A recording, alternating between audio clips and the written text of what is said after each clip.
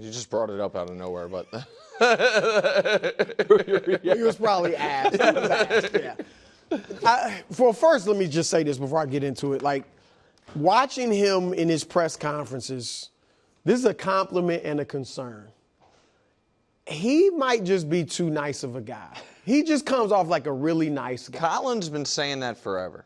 He's a nice guy. He goes along and that he's affable and that if Mazzulla's like, we shoot threes, he's like, all right, guess we're shooting threes. Like, that's the... But don't you like the even keelness of it? Yeah, but I'm not saying I want him to go out there and be angry and all that, because at times I got on Ant about smiling and laughing and stuff, but he just seemed like Ant, you can see the edge. There's no doubt he's got the edge on the court and in his personality. But Jayson, I don't know if he has that edge, but look, he's a one-time champion at least. He generally speaking, he's right. You don't want to completely flip your identity because you've lost a few games, but you can adjust. And look, Peyton Pritchard, Derek White, shoot away. I don't expect them to start going to the rim, okay? But Jayson Tatum and Jaylen Brown, you have that ability. You can take guys off the dribble. You can hit the mid-range jumper. You can create your own shot and finish at the rim. And so I want them to slightly tweak what they're doing. They're good enough. Peyton Pritchard, if his three is off, you know what? It's going to be a bad night. But Jayson Tatum, you can miss your three. You can be totally off from three and still drop 30 because you're that talented. And same with Jaylen Brown. So, and to be honest, in game 2, he actually did adjust. Mm-hmm. Game 1, 15 of his 23 shots were threes. Game 2, just 5 of his 19 were threes. For some reason, and this has been the case for a while with him, he needs to work on his finishing, because he misses a lot of layups. They're contested, but not to the point where you should miss so many of them. Because it can be contested, but he's right there at the rim, and he should be able to lay it in. It's not like they're blocking your shot. And so, yeah, he has to make a bit of an adjustment, and he did in game 2. He just got to finish better. You want to go, KW? Slight tweak. That's all I want to see. Shot 63s the first game. 40s the second. Should they shoot 30? No, they're not going to shoot 30. They should shoot 45. Yeah, they're going to be around there. Here's why I'm super confident about the Celtics. Like, this is what we do. And guess what? We haven't lost 3 games in a long time.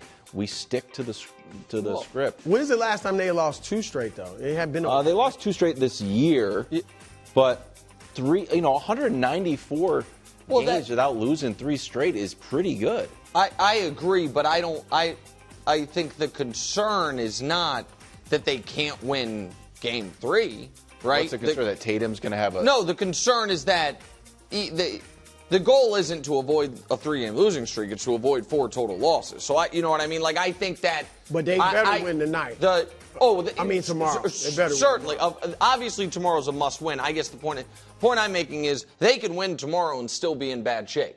You think? And...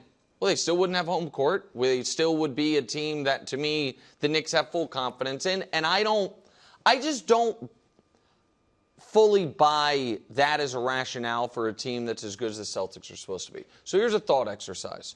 Okay. If going into the year, Adam Silver was like, hate the 3, eliminated, day before the season, who's the most talented team in the East? Yeah, that's good. If 3-ball didn't exist. Not them. I'm not sure they are. In the East, I think they are. Jalen Brunson. I mean, the Knicks are right there. Sure. And so are the Cavs. The Cavs rely on 3 Pritchard now becomes what? Derek White, 70% of Derek White, he's a great defender, but 70% of his shots are threes. Take away a lot of that's why I don't think they're an all-time great team. They're built for this era of shooting threes. So I agree with you that they're not an all-time great team, but I still think they would be the most talented team in the Eastern Conference. But the point I'm making is it is not abandoning who you are to play situational basketball. I agree. And that's why it's a cop-out to me. It is not abandoning the greatest show on turf, Rams, still ran the ball with Marshall Faulk if they had a lead with 4 minutes left. That wasn't like, well, we're giving in to what. No, that is smart sports. And it is not abandoning your identity. It would be if they shot 23s in the next game. But it's dangerous, though. Like, what, just about you bring up the Rams. Like, that's what Belichick says why the Patriots won that first Super Bowl, because the Rams wanted to play one way. They didn't even want to win another way. They're like, he's going to be stubborn, and if we stop him, they're not going to get away. The most dangerous thing is if the Celtics go ice cold in the first half.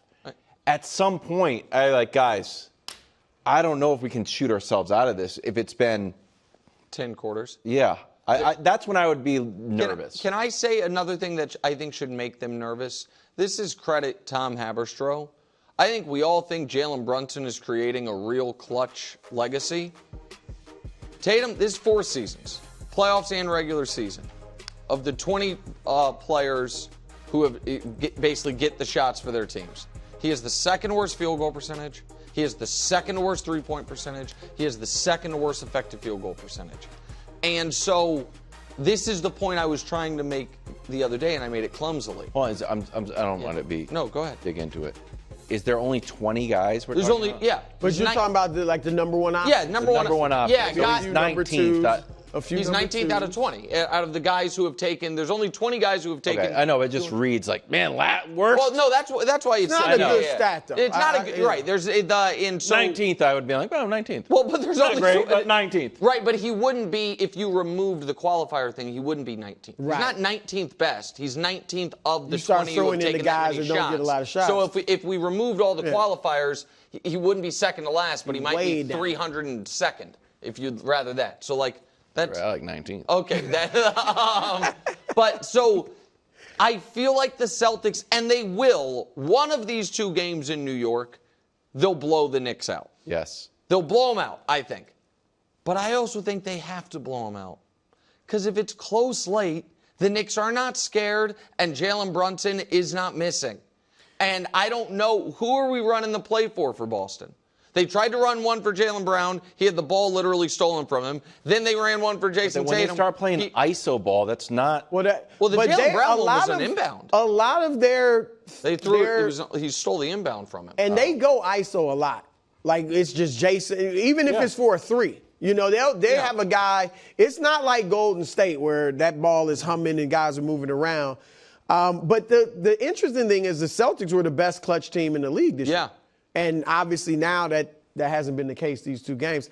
I think they got to get game 3. Once they get that, if they do, I think they're in pretty solid shape. But they need to get both of these games. Have you met a super confident Knicks fan alone? What? No, I don't think. I don't think there is one. I don't think there's. When they're all together. Have you met a single confident Celtics fan? Yeah, every single one. Thanks for watching. Subscribe here to get more from the show and to check out clips from other shows on FS1.